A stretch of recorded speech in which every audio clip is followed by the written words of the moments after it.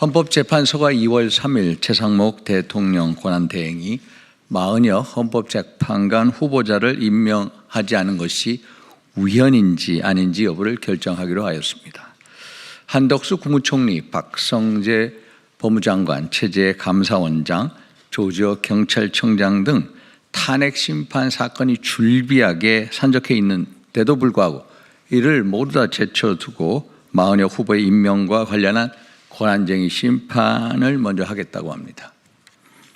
민주당과 헌법재판소는 마 후보의 이념적 편향성이 윤석열 대통령 탄핵 심판에 있어서 공정성과 중립성을 훼손할 수 있다는 것을 뻔히 알면서도 임명을 강행하려 하고 있습니다. 목적은 명확합니다. 야권의 입장에서 윤 대통령 탄핵 소추 인용을 위한 마지막 퍼즐을 완성하기 위함이고, 그 역할을 마 후보가 한 채 흔들림 없이 충실히 이행해 줄 것이라고 믿고 있기 때문일 것입니다.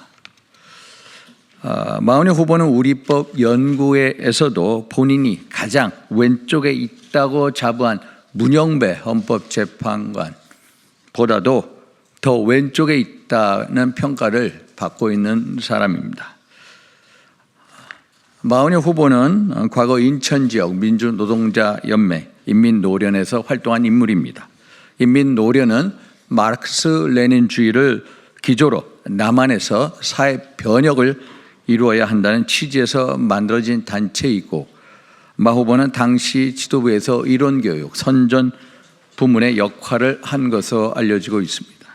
특히 마 후보는 진보 세력의 정책 발전을 꾀할 수 있는 유일한 무기는 진보정당이다 라고 하며 본인의 정책 이념을 스스럼없이 기수한 바 있습니다. 또한 인민노련이 한국노동당 창당을 시도할 때에도 참여를 했고, 1992년부터는 진보정당 추진위원회 정책국장으로 활동한 경력을 가지고 있습니다. 판사 임용 이후에도 마 후보의 이념적 편향성은 크게 달라지지 않았습니다. 마 후보는 친민노총 판결을 한 판사로서 정평이 나 있습니다.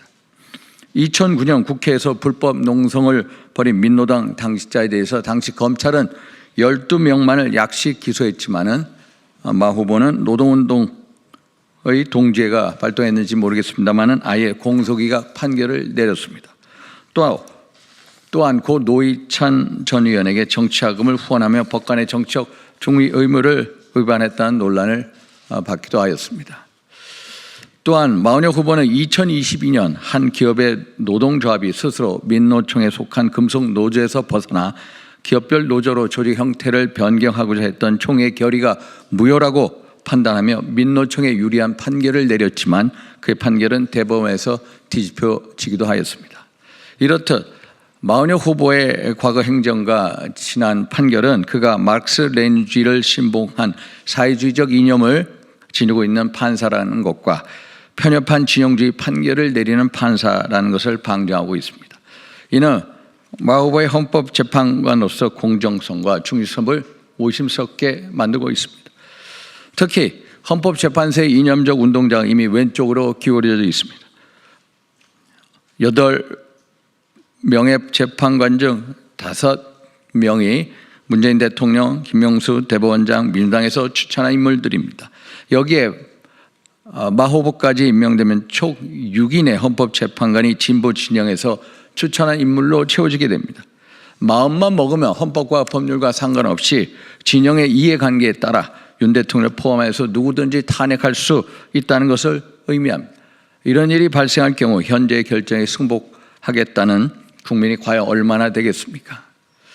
더구나 마 후보까지 임명되면은 4명의 재판관이 좌파 사법 카르텔의 근원지로 지적되고 있는 우리법 연구회와 그 후신이 국제인권법 연구회 출신입니다. 특정 사조직이 헌법재판소의 과반 가까이를 차지하게 되는 것입니다. 아시다시피 문영배 재판관이 지난 2010년 SNS를 통해 자신이 우리법 연구회에서 가장 왼쪽에 자리 잡고 있을 거라고 말했습니다. 그리고 사실상 이재명 대표와 절친 관계에 있습니다. 이미선 재판관의 동생 이상희 변호사는 정의기억연대 이사와 또 민변, 윤석열, 태진 특별위원회 부위원장 이력을 가지고 있습니다. 그리고 그의 남편 오충진 변호사는 대장동 50억 클럽의 권순일 대법관과 같은 법무법인에서 근무하는 동료입니다. 정계선 재판관 배우자인 황필규 변호사는 윤 대통령 탄핵소 측 국회 측 대리인인 김희수 변호사와 같은 공익법인에 근무하고 있습니다. 정치적 편향성 의심할 수밖에 없습니다. 마은혁 후보를 신속하게 임명하고자 하는 이유는 무엇이겠습니까? 아마 이진숙 방통위원장의 탄핵 기각 때문일 것입니다. 이 위원장의 탄핵이 기각된 것을 보면서 자신들만으로는 윤 대통령 탄핵 심판이 기각될 수 있다고 생각했을 수도 있을 것입니다. 그렇지 않고서야 박근혜 대통령 탄핵 심판 때처럼 8명의 재판관으로도 윤 대통령 탄핵 심판을 충분히 심리하고 결정할 수 있음에도 굳이 무리수를 두면서 마은혁 재판관을 임명할 이유가 없습니다. 만약 이러한 우려가 사실이라면 이미 결론을 내려놓고 진행한 재판과 다름없습니다. 헌법이 수호해야 할 헌법을 수호해야 할 헌법재판관이 오히려 헌법의 정신을 훼손하고 있는 것입니다.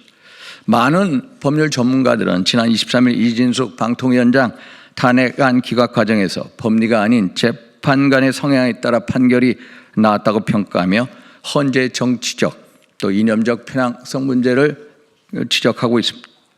만약 마은혁 후보가 임명된 후 이재명 대표 허위사실 유포와 관련 공직선거법 위헌법률 심사가 헌재에 제청되어 그것을 야권에서 추진한 6분의 헌법재판관이 인용된다면 그것은 이재명 대표의 셀프 사면을 헌재가 승인해 주는 것이고 결국 헌재마저 이재명 대표에게 머리를 조아리는 웃음꼴이 될 수 있다는 문제도 제기되고 있습니다.